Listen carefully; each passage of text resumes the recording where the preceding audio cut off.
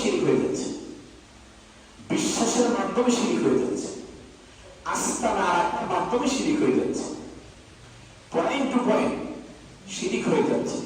আমরা শুধু বুঝতেছি অথবা না বুঝে বুঝার উপলব্ধি করতেছি।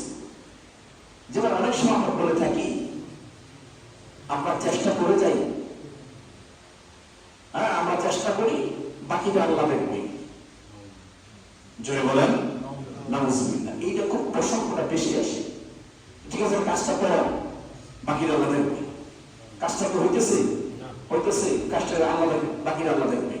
এই যে বাকি যে কথাটা, এটাই শিরিক। কেন? আল্লাহ বাকি দেখেন, আল্লাহ পুরোটাই। জোরে বলেন না সুবহানাল্লাহ। আল্লাহ সুবহানাহু ওয়া তাআলা বলেছেন, আমি বাকি কেন দেখবো? তাহলে বাকি যদি করি, অর্ধেকটা তোমার কাছে আসে, অর্ধেকটা আমার কাছে আসে। তাহলে বোঝা গেল আমি যে ক্ষমতার মালিক, তুমিও কি সেই ক্ষমতা নয়। এই যে কথাটা আমরা যদিও খুব সহজ করে নিয়ে যাই, কিন্তু এই কথাটা মনে রাখবেন, আমি যারা অজানা ইচ্ছায় অনিচ্ছায় হলো এই জাতীয় কথা বলার কারণে শিরিকের গুনাহ হয়ে যায়। যেই শিরিকের গুনাহ আল্লাহ রাব্বুল আলামিন সহজে ক্ষমা করেন, সহজে ক্ষমা করেন। কিন্তু এটা একটা বিষয়, স্বাভাবিক একটা বিষয়।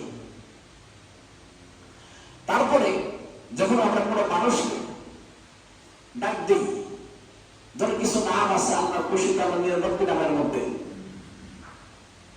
মালিক, জব্বার, খালেক, এই যে নামগুলো রয়েছে, মানুষের কাছেও কিন্তু এই নামগুলা ব্যবহার হয়। তখন আপনাকে আমাকে ডাকতে হবে। যখন আমরা বলি আব্দুল মালিক, তখন বুঝতে হবে যখন আব্দুল মালিক বলা হয়, এটা শুধু মালিক নয়, মালিকের গোলাম। সূরা বলেন না সুবহানাল্লাহ। আর যখন শুধু মালিক বলে ফেলি, তখন আল্লাহর নামের সাথে এই নামের কোনো পার্থক্য থাকে না, এটা শিরিক করবে। প্রতিউত্তরে না জানার কারণে আবার কিছু আছে ব্যঙ্গ করা, নাম একটা বাকি আরেকটা। এই সবচেয়ে বড় গুনাহ, সবচেয়ে বড় গুনাহ। একটা ধরনের একটা সাইডকে বিভিন্ন ব্যঙ্গাত্মক করে ডাকা হয়। আমার মনে করি দুষ্টামি করতেছি, আমার এমনি দেখতেছি না।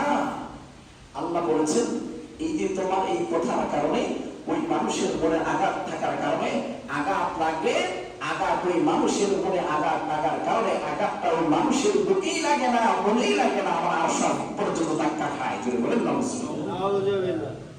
আল্লাহ বলেছেন মানুষ হচ্ছে সর্বশ্রেষ্ঠ জীব।